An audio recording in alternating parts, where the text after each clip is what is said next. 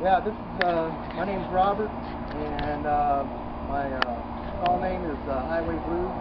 And I'm doing construction work on my Pathfinder XL, and I'm going to show you what I've been doing so far, because I got to live in it and work in it at the same time, because I'm on disability and all that. But I'm trying to make it efficient and cost less as possible. Follow me.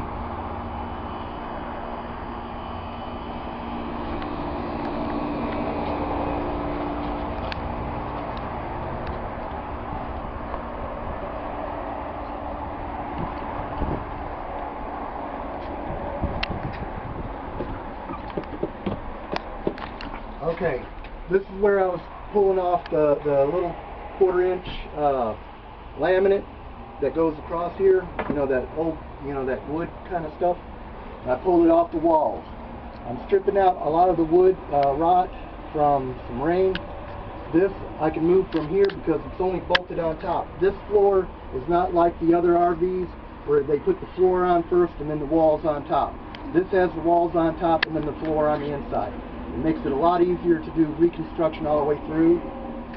And what we're going to do is take this. I can take this up out of the way. One bolt here, one bolt there, one in the floor, and one in the floor. And then on the side, there's some bolts going from the floor to the frame. Some lag bolts. It's on this side, but I don't see any on this side. If you can see, I pulled the dash out, and I started pulling all the carpet out. It's a little difficult, but I'm going to redo it in wood, like real nice wood, and make it look real nice. And when I do this reconstruction, it's real easy. Like I said, the floor is easy to take out from the inside. It has a few parts. It has screws along in here on the first half of the doghouse. I'll be taking that out and probably stripping it down and painting it, and putting something like the barbecue black spray paint for the engine heat and stuff like that. This right here, you can see where it goes down inside the engine inside the carriage where the engine is. I'm trying to save this as much as possible. You can see where it's heat damage like that. What I'm going to do is be getting some AC fiberglass tubing, cut it down a split, and then roll it out and put it along here, because the tubing would be easy to cut. And I put fiberglass on the inside here, protecting it between here and here. And this is where the defrost is. And when we go outside and I show you what I did, we're going to be able to show that I'm going to open up the defrost vents. I'm going to redo these with aluminum and some kind of coating to keep it insulated, because I plan to be in some real cold weather. And while I got a chance, I could seal this RV real good. Like I said, it had problems with rain. You can see where it rotted out, like pieces of wood, and along here. This, I discovered where it was easy to get into the transmission. If Kevin, my assistant, I don't know if you got that, where it's easy to get to the transmission. You can see it's particle board on top of steel frame. And if you can see, it's easy because it lays right on top of that. The wood's right there, and then this wood is on top of that. That's probably why they have a small split.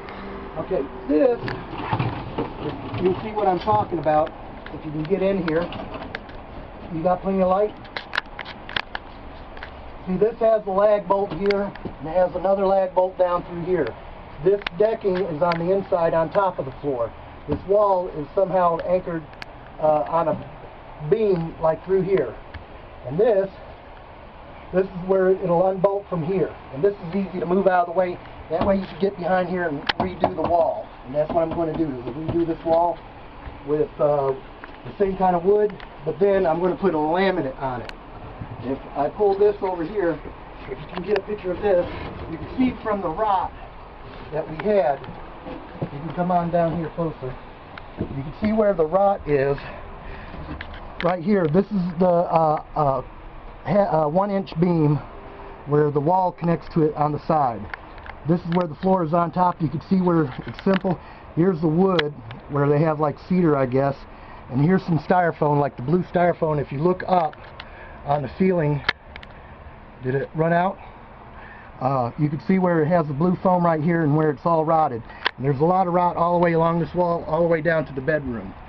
Okay, let's step outside and I'm going to show you what I'm doing with the dash and everything like that. What? Say, go ahead, speak. 5 minutes. Okay. Let me get back here. Follow me. Oh, this is the dash I was talking about. Pulling out. I couldn't get the key out, but if you can see on the inside, this is a good frame. It's a 2-piece frame, and when I tear this down, I'm going to make it out of like mahogany or some really nice. And what I'm going to do is build it by scratch.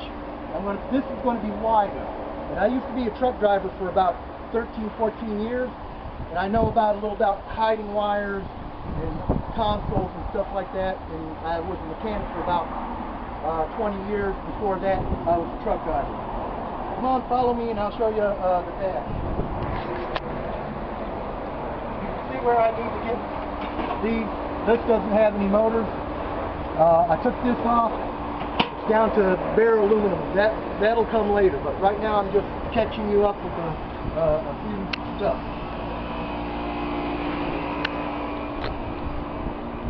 And the ceiling, where it had the old kind of styrofoam, well, this is the kind of styrofoam they use for probably refrigerants, where like say your refrigerators. Well, what I got was 2 different kind of aluminum sheeting. This is the inside where the tubing on the ceiling, if you looked up on the ceiling, that's just the aluminum sheet from on top. I dug everything out from the bottom. So this is a 3/4 inch and this is a 1/2 inch. And I'm going to stack it on top of each other, and I'll be able to put it up with the ceiling with the other piece, which I have over here.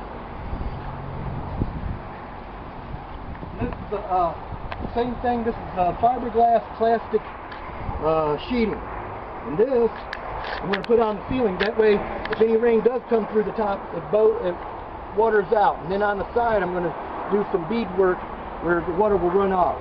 This is the dash, the first half of the dash in the front.